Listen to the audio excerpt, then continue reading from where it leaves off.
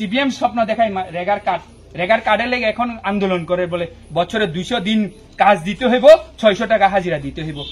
আর এই রেগা সিপিএমরা চালু করছে, হেরা নিজেরাই কয় 2004 সালে মানে সিপিএম কংগ্রেস কেন্দ্র সরকার হয়েছিল, তখনই তো ভারতবর্ষের মধ্যে রেগা আনছিল। তখন কি লেগা ভাই 200 দিন করছো না? তখন কি লেগা 200 দিন করছো না? 600 টাকা মজুরি করছো না? কি লেগা তখন কেন কম করছো? তখন কি লেগা তোমরা যদি বাড়াই মানে 500 টাকা 600 টাকা করে দিত, আজকে বিজেপি সেই জায়গার মধ্যে 100-200 হইলে বাড়াইতে হইতো। ভালো লাগতো না? ভালো লাগতো বাধ্য। তো তোমরা তো বাড়াই না, এখন ক্ষমতা নাই, এখন কইতাছে উল্টা মানুষের উস্কাই দিতে আছে।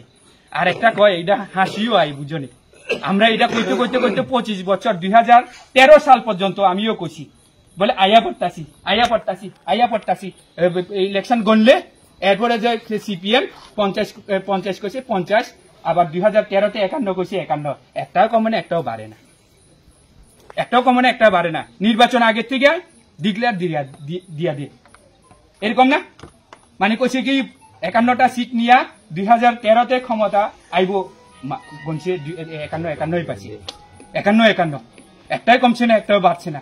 8-এও সেম কইছিল 50টা নিয়ে আইব, 50টা আইছে 2008-এ ক্ষমতা। এইরকম করে ক্ষমতা আইছিল, শুধু অপপ্রচার। তাই সেই আর একদিকে আমরা কংগ্রেস করছিলাম, আমরা কংগ্রেসীরা ওই কিটা কয় আমরাও কইতাম আইয়া পড়তাছি। ঠিক এটাও ঠিক, সারা ত্রিপুরা রাজ্যের মানুষ মিছিল করলে যে কংগ্রেসী মিছিলে লম্বা আছিল, সিপিএম মিছিল হলে নাই। 2013-তে তো আমি মনে আছে ওই মানে চিত্তামারাটারা এইদিকে ঠিক আছে, যত বার্তা শ্রমিক আছে না, বড় বড় ট্রাক গাড়ি করে আইনা মনুবাজার মিছিল করাইতে বাধ্য হয়েছে। আমরা সঙ্গে মানে কংগ্রেসের সঙ্গে মিছিল করে আর কম্পিটিশন করে পারেন না, বড় বড় ট্রাক করে রাঁচির শ্রমিকরা আইনা পর্যন্ত মিছিল করাইছে না? সবাই দেখছেন, আমি একলা না, সবাই দেখছেন যে রাঁচিরারে নিয়ে পর্যন্ত মানে কংগ্রেসের মিছিলের সঙ্গে টক্কর দিতে হয়েছে। তারপরেও ভোট বাক্সে গেলে নাই বলে খালি, তো খালি কেমনে হইব ভাই? কংগ্রেস তো আমরা সারা জীবন আমরা মাথা বেচে আলাইছি। কংগ্রেস তো দিল্লি কংগ্রেস, এই রাজ্যে আমরা যারা কংগ্রেস কর্মীরা আসিলাম তারা মাথা বিক্রি করে আলাইছে। ওই দিল্লিতে দুস্তি, আর এখানে আইলে শুধু মারামারি, ঠেলাঠেলি, কাদাকাদি। কত মানুষ এ রাজ্যে মরতে হয়েছে, কত কংগ্রেস কর্মী মারছে, কত সিপিএম কর্মী মারছে জোট আমলে। আপনারা তো সবাই মনে আছে, আমরা মনে আছে যে বিচন্ড মনুর ঘটনা, আপনার তো আজকে আরো বেশি মনে থাকার কথা। এর লেগে সিপিএম এর কাছে খুন সন্ত্রাস ছাড়া ভালো কিছু নাই। ভালো একটা কাজ দেখান তো, সিপিএম 25 বছরের মধ্যে এই একটা ভালো কাজ করে গেছে, একটা ভালো কাজ দেখান, কোন একটা ভালো কাজ? এই কাজটা তারা করে গেছে, তারা যে স্বপ্ন দেখতেছে আইবো, আরে কোন কাজটা দেখাইয়া ত্রিপুরা রাজ্যের মধ্যে ক্ষমতা আইব? কোনটা? রাস্তা তো কই, রাস্তা তো নাই, বন্ধ করে গেছে সিপিএম, নিজে বন্ধ করে গিয়ে গেছে।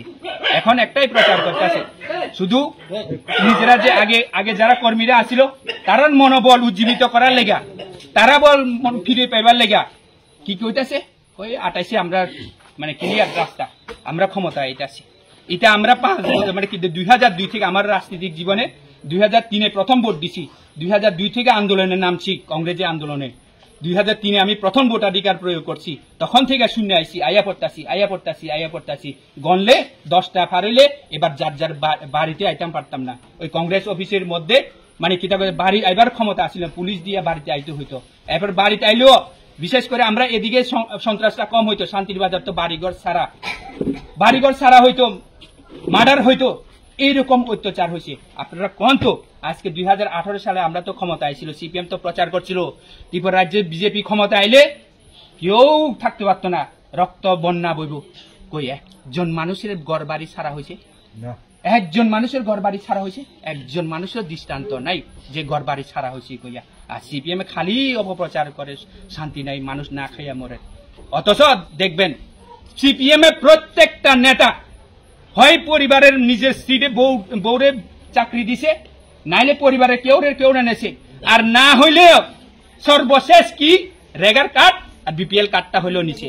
এরপরে কি নিছে, লাস্ট 2018 সালে বিধানসভা নির্বাচনের আগে মহিলারা নিজের বউরে মানুষের বাড়িতে জিয়ের কাজ করে কইয়াছে, এই বাতাও নিছে না, এই বাতা পর্যন্ত নিছে। আর দেখেন আজকে 7 বছর বিজেপি আমরা সরকার আইছি, একজন মন্ত্রীর ভাই চাকরি পাইছে, মন্ত্রীর মেয়ে চাকরি পাইছে, নেতার বউ পাইছে, নেতার ছেলে পাইছে, এরকম একটা নজির দেখাইতে পারতেন না। সমস্ত চাকরি যারা যোগ্যতা আছে তাদের বাড়িতে গেছে।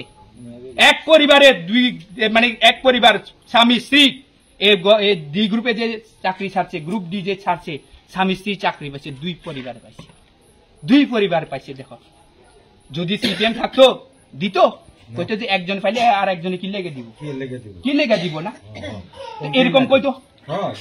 এর লেগে কইতাছি সিপিএম শুধু মিথ্যা আশ্রয় নিয়ে মানুষের শুধু গরিব বানাইয়া রাখতে এটার দিকে এক্সপার্ট। কারণ জানে যদি মানুষ যদি জ্ঞান হয়ে যায়, মানুষ যদি লেখাপড়ার দিকে উচ্চ শিক্ষিত লাভ করে, তাইলে সিপিএম থাকতো না। আর কিতা কই 18 সালে থাকছে না, ঠিক আছে নি, 18 সালে থাকছে না, থাকার চেষ্টা করছিল, থাকছে না, কি লেগা মানুষ বুঝা গেছে।